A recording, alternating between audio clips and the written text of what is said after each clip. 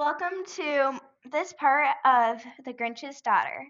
Before we start, I would like to remind everyone that this book is available on Kindle, so if you guys want a copy of this book or you want to just support me, make sure you guys check that out. Now let's get into it.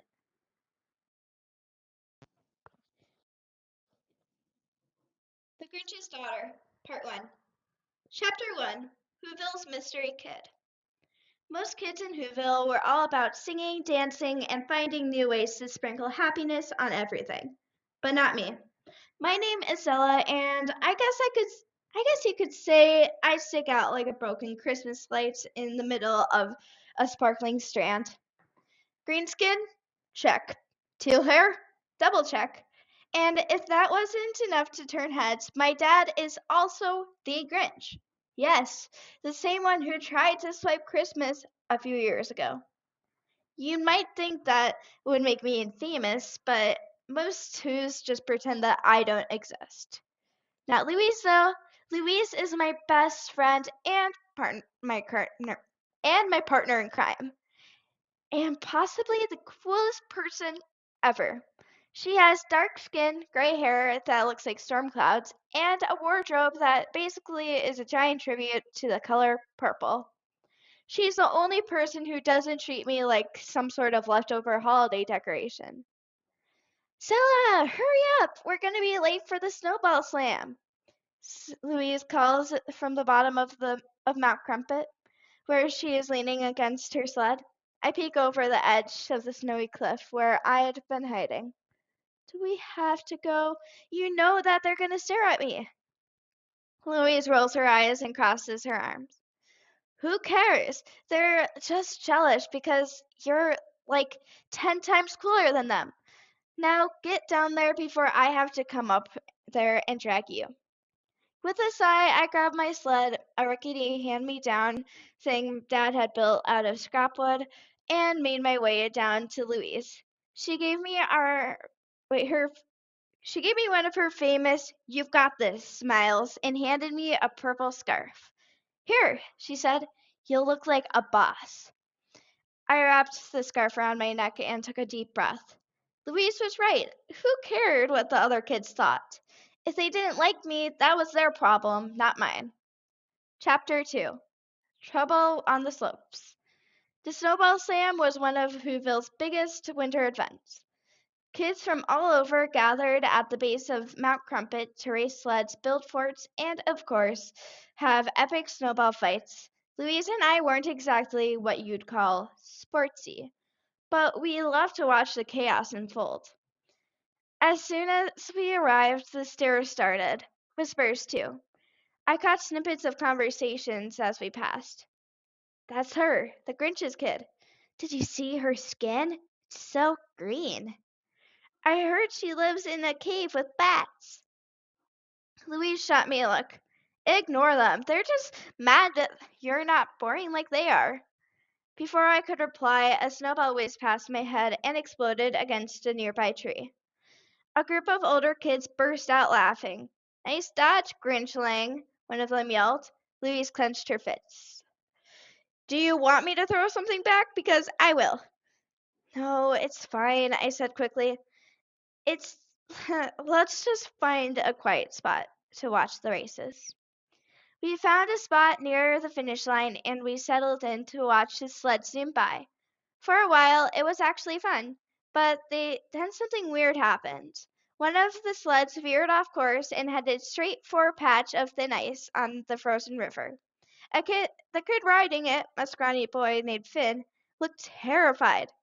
Oh no, Louise said, grabbing my arm. He's gonna crash. Without thinking, I jumped to my feet and ran toward the river. I could hear Louise shouting behind me, but I didn't stop. As Finn's sled hit the ice, it cracked with a loud snap. He scrambled to get off, but the ice gave way, and he plunged into the freezing water.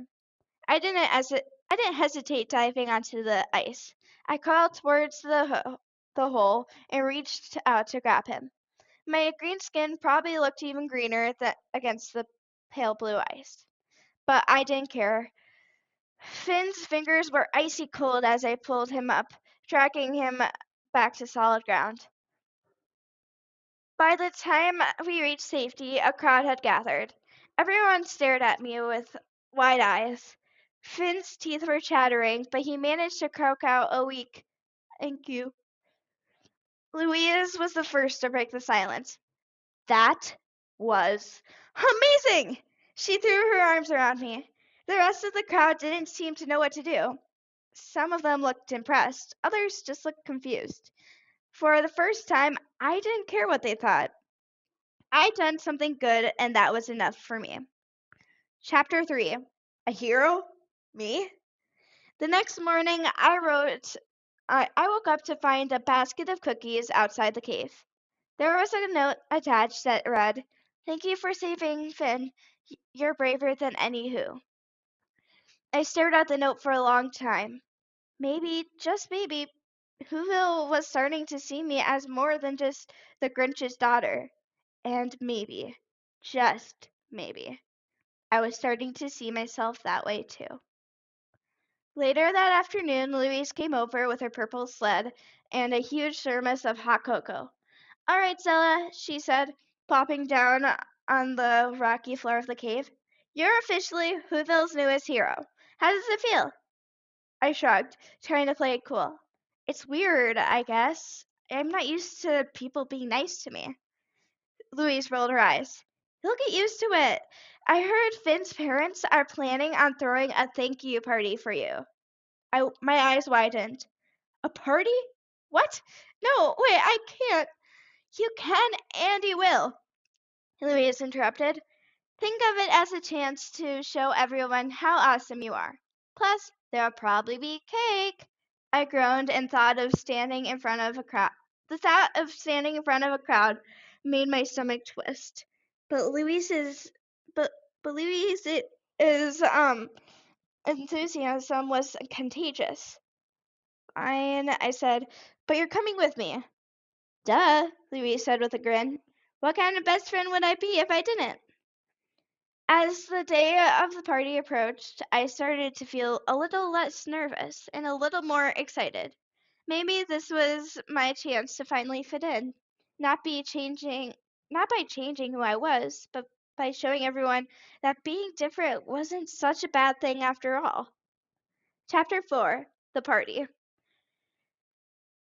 The day of the party arrived faster than I expected. Louise and I stood outside of Finn's house, which was decorated with twinkling lights and a giant banner that read, "Thank you, Zella." My stomach churned and I tugged at the purple scarf Louise had insisted I wear. "You've got this," Louise said, giving my hand a reassuring squeeze. "Just be yourself." "Being myself is what makes people stare," I muttered. Louise rolled her eyes. "Let them stare. You're amazing. Now come on."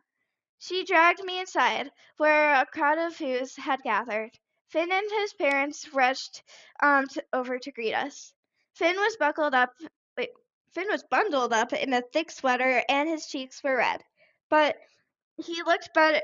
But he looked better than he had the day pulled him out of the river. "Zella, you made it!" Finn said, beaming. I wanted to say thanks again. You saved my life." "It was no big deal," I said, trying to shrink into the background. It was a huge deal," his mom said, placing a warm hand on my shoulder. "We are all so grateful for what you did. You're a true hero."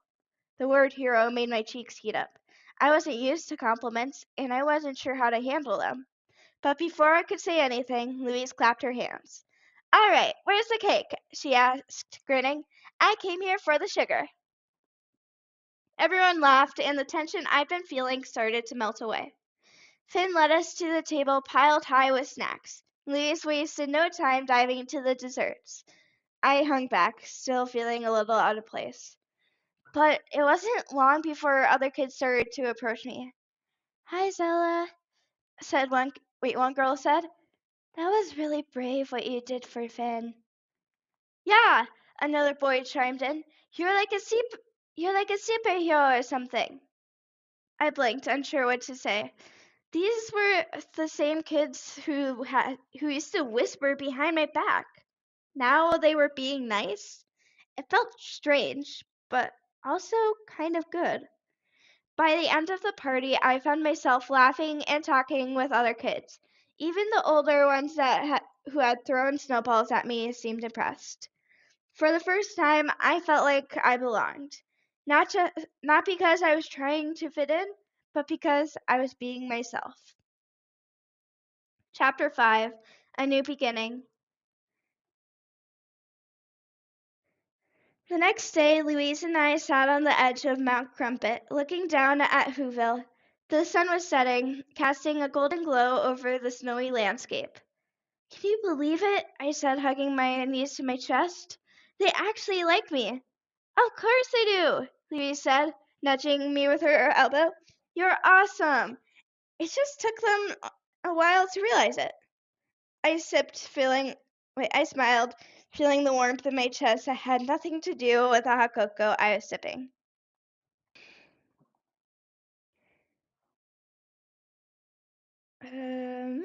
For so long, I thought being different was a bad thing, but now I was starting to see that it was what made me special. As the sun dipped below the horizon, I made a silent promise to myself. I wasn't going to hide anymore. I was Zella, the Grinch's daughter, and I was proud of who I was. Come on, Louise said, standing up and brushing the snow off of her pants. Let's head back before your dad starts worrying. Yeah, I said, getting to my feet. Wouldn't want him come looking for me. Can you imagine the drama? Louise laughed, and together we trudged back up the mountain, ready to face whatever adventures came next. Because if there was one thing I'd learned, it was that being different wasn't just okay. It was awesome. Chapter 6, New Adventures. Life in Whoville started to feel different after the party. For the first time, I wasn't just that green girl who lives on the mountain. Kids started waving to me when I walked through the village, and even if you invited me to hang out, it was nice. But it was also strange. I wasn't used to being noticed for the right reasons. Stella, you've got to try this. Um, Louise shouted one afternoon as we stood near the frozen lake. She was spinning wildly on a pair of skates, her purple scarf trailing behind her. It's so much fun. I eyed the skates in my hands nervously. You know I'm not exactly graceful, right? I'll probably fall on my face. Louise skated over to me and grabbed my arm. So what if you fall? At least you'll fall looking fabulous. Besides, I'll catch you.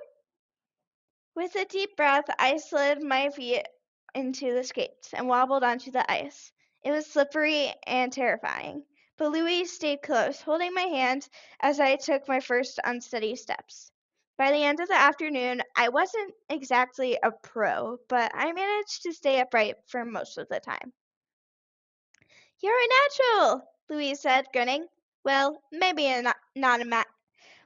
maybe not natural, but you're getting there. I smiled. I laughed, feeling a warm glow of pride. For the first time, I wasn't afraid of trying something new. And even when I stumbled, it felt good to know Louise was there to pick me up. Chapter 7, Facing Fears.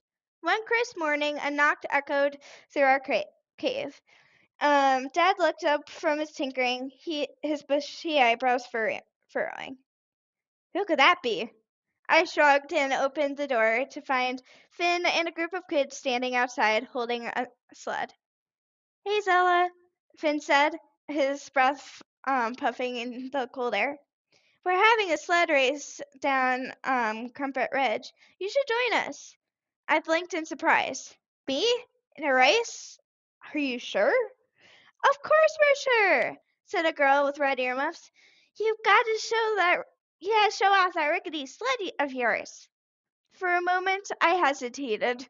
Sledding with Louise was one thing, but racing against a group of kids was way out of my comfort zone.